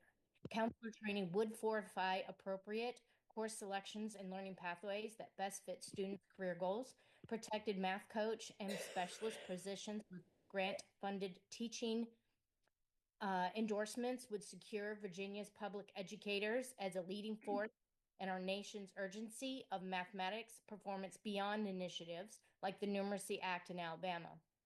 I stepped away from the classroom and retired in 2023, but HB 1829 makes me strongly consider adding endorsements and micro-credentials to return to the profession. My work with VEA Retired allows me to stay connected to current classroom concerns, including the legislation as important as HB 1829. Thank you. Thank you so much. And last, I believe, is Mr. Truitt. Good morning again. Todd Truitt, as the former head of the Math Advisory Committee for Arlington Public Schools, a CPA and a lawyer, and a prominent, I write on Bacon's Rebellion for Math Education, I'd like to speak strongly in opposition to two components of the math education bill that copy the controversial California math framework. One, the bill almost exclusively talks about instructional methods that are best practices instead of science-based or evidence-based like the Virginia Literacy Act did. Imagine if the VLA funded Lucy Calkins. That's what this bill does for math by using best practices and omitting science-based and evidence-based. This bill would prioritize the non-evidence-based teaching methods that have been the standard in K-12 math ed for the past 3 decades, leading to the current math crisis, and favored by the Lucy Calkins of math education, Stanford education professor Joe Buller. In the California math framework that Buller co-authored, only one of the 130 plus studies cited in the U.S. Department's What's Works Clearinghouse were cited in there because there is a lack of empirical evidence behind these quote unquote best practices. We should be following what the U.S. Department of Education has funded with our tax dollars in empirical studies. 2, this bill lowers academic standards by allowing students to earn the college track advanced student studies diploma by taking less rigorous math than Algebra 2. The result of de-emphasizing the foundational math course will be less economically and racially diverse students in lucrative STEM, economics, and business careers, all of which require Algebra 2. For a similar proposal in California, the result was an all-out revolt by Silicon Valley and STEM professors, and the University of California system, which includes California State, now bars the substitution of Algebra 2 in admissions. Notable opponents include one of the top STEM professors in the United States. Thank you, Mr. Jelani Truitt. Nelson of UC. Thank you, Mr. Truitt. Thank you. All right, we are back in front of the committee. Are there any additional comments or questions from members of the committee? I'd like to move to report and refer to appropriation. Before, I believe, Delegate Corner, did you have a comment? I'd like to speak to the bill at the appropriate time. Delegate Corner, you have the floor. Thank you, Mr. Chair. I do want to address several issues, so it's just going to take me a second. One, with much respect to the delegate proposing the bill, I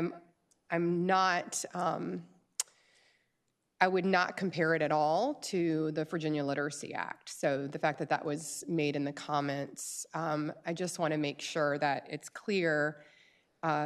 2 very different bills and very different views of how to move a topic forward. I would say we definitely need to move the needle in math in Virginia, just as we need to move the needle in every one of our subject areas. But the path and how we do that is what is critical. And this path does not align with what we see across the country in terms of how we set forth to improve our areas in math. I'm just going to list a few things that I think could be worked on in this bill to make it where it will potentially meet that need. One, we look at in literacy and compare it to math, having a strong screener at the forefront to know why we're not hitting the mark for students on grade level for skills is extremely important. We saw we had an outdated screener in literacy in Virginia. Not only was it outdated, but we saw even the data that was being collected, nobody was using it, and we continued to send money to school divisions and give them millions of dollars, and children were not learning to read. So having a strong initial foundation for our youngest learners and then growing on that to have an understanding of where the gaps are in data is critical. 2, evidence tells us the number one thing we can do that actually costs the least to move the needle in instruction is high quality instructional materials. We have a constitutional duty in Virginia to provide free textbooks and instructional materials to schools across this Commonwealth, and we fail to do it every day.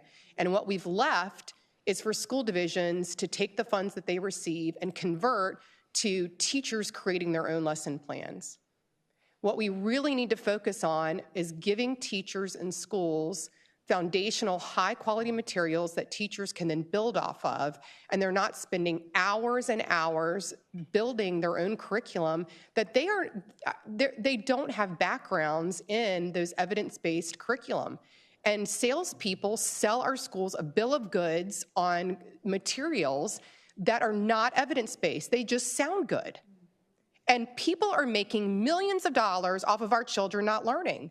Follow the dollars with curriculum companies. There's nothing in this legislation in terms of it requiring high-quality instructional materials. That was foundational to our literacy work. The second thing, again, is not a top-down approach.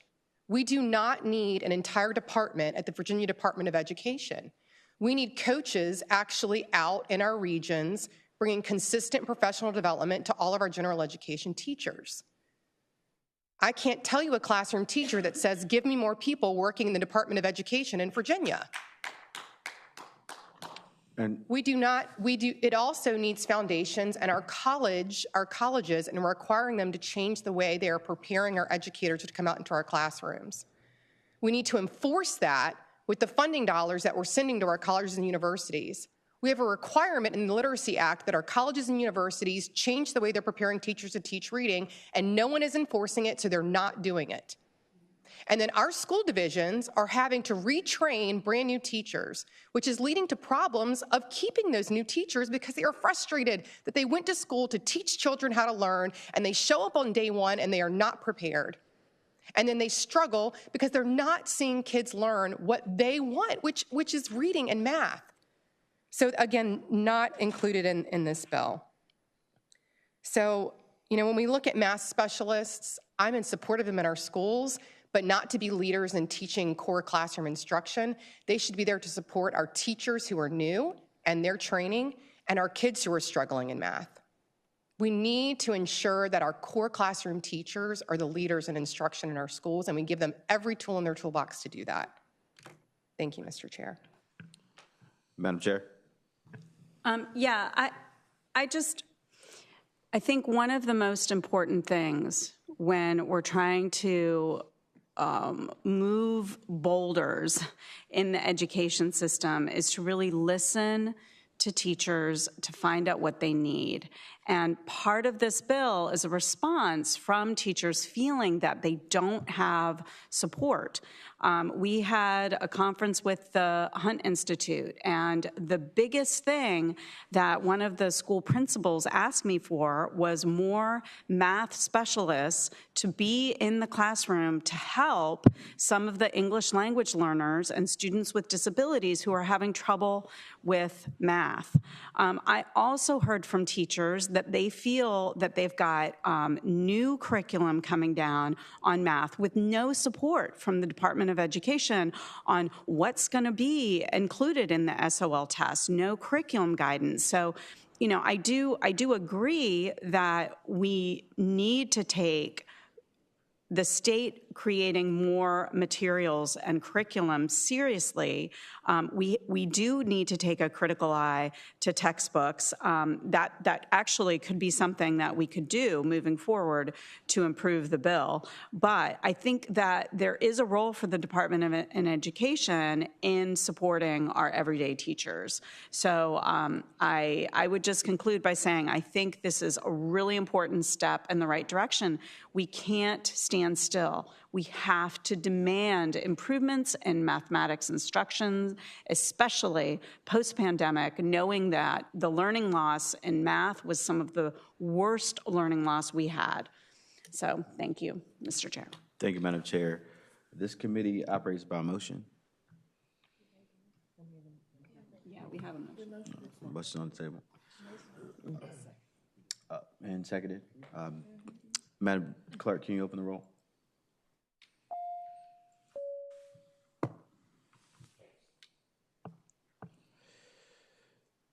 Can you please close the roll, Madam Clerk? The bill passes 5-3. Madam Chair, I believe you have a second bill. Thank you. HB 1831 involves lifting the support staff cap. Following the Great Recession of 2009, the Commonwealth made several necessary cuts to balance its budget.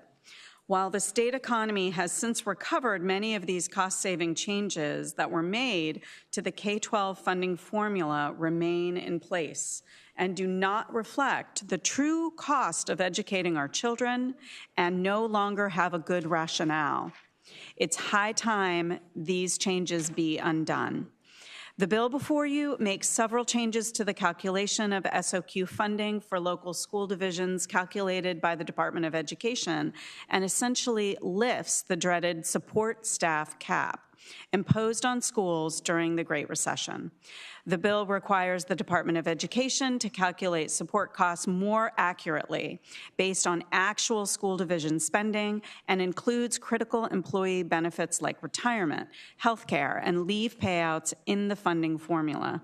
It also removes arbitrary caps on funding for support service positions, allowing school divisions the flexibility to hire the staff they need without being restricted by outdated student-to-staff ratios. Eliminating the support cap is key to providing a well-rounded, high-quality education in the Commonwealth. This bill is a necessary step toward making sure Virginia's schools are properly funded to meet the needs of students and educators. Thank you, Mr. Chair. Thank you, Madam Chair. Are there any questions or comments from members of the committee? I see we have a long line. So what we'll do, if possible, if you're for it, you can say, yes, I'm for it. Otherwise, we will give you a minute. So. Mr. Chairman, Tom Smith, the Superintendent's Association. This has been the top of our list since 2009, and when I was a superintendent. So we do appreciate this. We appreciate the consideration. The other items are also at the top of our list for funding. Thank you. Thank you. Good morning, Mr. Chair, members of the subcommittee. My name is Jeremy Bennett, representing the Virginia Association of Counties, VACO. Funding of this priority, it is a top priority for the Virginia Association of Counties, along with the other JLARC recommendations. Just want to thank the patron for bringing this forward. It's been 15 years, but certainly before my time in Virginia and lobbying. I think this is the year that maybe we can get this done, and we appreciate that you support this bill. Thank you. Mr. Chair, Alan Siebert, Roanoke State Public Schools. We thank the General Assembly for chipping away at the support staff cap in recent years. It's time to finish it off. So thank you very much for supporting this bill. Thank you. Good morning, Mr. Chair, members of the subcommittee. I am J.T. Kessler on behalf of the Virginia School Boards Association. I echo the remarks of my colleagues. We hope to get this done this year. Thank you, Delegate Simons, for bringing this bill. Good morning. Pat Finneran, Newport News Public Schools. And again, just want to echo the comments of everybody behind me and thank Delegate Simons for bringing this bill to solve this long-standing issue. Thank you very much. Stephen Marcoux, Arlington Public Schools. We thank the chair for bringing this forward. It's long overdue. We strongly support it. Good morning. Levi Gorin with the Commonwealth Institute. We support this legislation. Thank the chair. Good morning. I'm Gustavo Espinosa with the Legal Aid Justice Center, and on behalf of the 24-member Fund Our Schools Coalition, we also support the bill and thank the patron. Good morning, Madam Chair, members of the subcommittee. Josette Bolova with the Virginia Municipal League. This has also been one of our top priorities for a long time, so we thank the patron for putting this in and appreciate your support. Thank you. Mr. Chair, members of the committee, Michael Malloy, Fairfax County Schools. This is long overdue. The Great Recession is very far behind us, and thank you to the patron for bringing it. Mr. Chairman, members of the subcommittee, Kathy Bircher on behalf of Alexandria City Public Schools. This reversing the support staff cap is a top legislative priority for them, and we support the bill. I will also say I was in this fight all those years ago when this was put in place. And at the time, I suggested over and over again that this would become permanent. And there was leadership in the General Assembly and in the governor's mansion that called me a liar. Prove to our kids and our school staff that I wasn't lying. Good morning. Lauren Gilbert, Advantage Strategies, representing Norfolk Public Schools. This is a top legislative priority for us this session, and thank you for bringing the bill. Ken Blackstone, Henrico County Public Schools, and like other school divisions, our school board has had this as a top priority for many years. Mr. Chairman, thank you. Michael Asap from Virginia Council of Administrators of Special Ed. We thank you for bringing this bill and support it. Thank you. Chad Stewart with the Virginia Education Association. I would just note that while the cap has been partially lifted in recent years, we are seeing progress in terms of improvements in support staff vacancies throughout our school, thanks to the work that you all have done to partially lift the cap. And that's most pronounced in our schools with a high share of students living in poverty. Meanwhile, while teacher vacancies have gone up over this time, we've seen it go in the opposite direction for support staff. So it's making a meaningful difference, and you can continue to do that by fully lifting the cap this year. Thank you. Thank you so much. Is there anyone in the room to speak against this piece of legislation? And as a reminder, we have 1 minute. I thought I had 2, but thank you. Once again, my name is Dr. Candace. Hi, my name is Dr. Candace Lucas. Once again, I'm going to address these bills because, and I'm a parent of 2 girls that went through Henrico County schools. Both of them were gifted children, not children who had to receive additional supports. One of them received a full ride. When we're talking about caps, specifically lifting caps in this bill has nothing in it about accountability. And if we're looking at public schools, right now, public schools, I've analyzed over 18 budgets over the last 2 decades in Virginia. Public schools are not underfunded, they're grossly mismanaged, and they have no oversight or supervision, period. Okay, and we're looking at the fact that you keep throwing more money and getting poor results. You keep making these laws and don't enforce them, and our children, our most neediest children, are suffering. So I'm against this bill until we have enforcement measures in place. Thank you. Thank you. I believe we have 1 person online.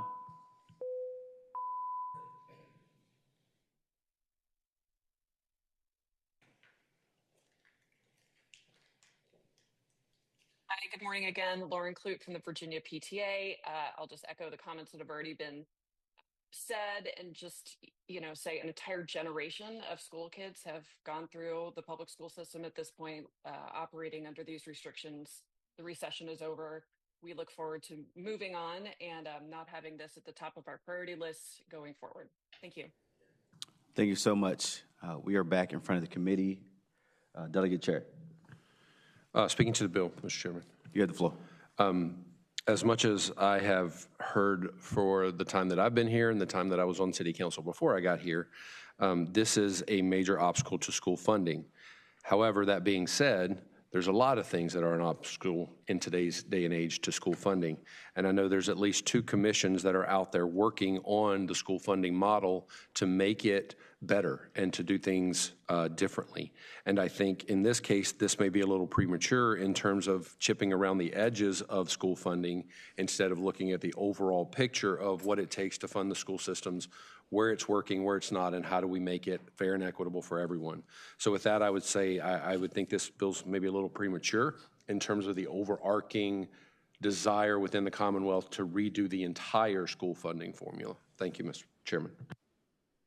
Thank you, Delegate. This committee operates by motion. Mr. Chair, I'd like to move to report and refer to appropriations. Second.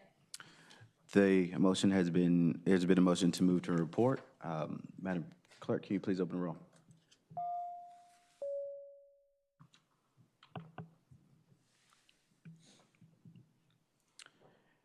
Madam Clerk, can you please close the roll? HB 1831 has been passed. Was it 5-3? Thank you so much. Madam Chair, here's the gavel. Okay. Okay. Before we adjourn, I wanted to remind the committee and those interested in education policy that we do have a 4 p.m. committee meeting today, and that will be, I believe, in House Room C, which is on the 2nd floor. So with no other business, can I have a motion to adjourn? It's been moved and seconded. Without objection, we're adjourned.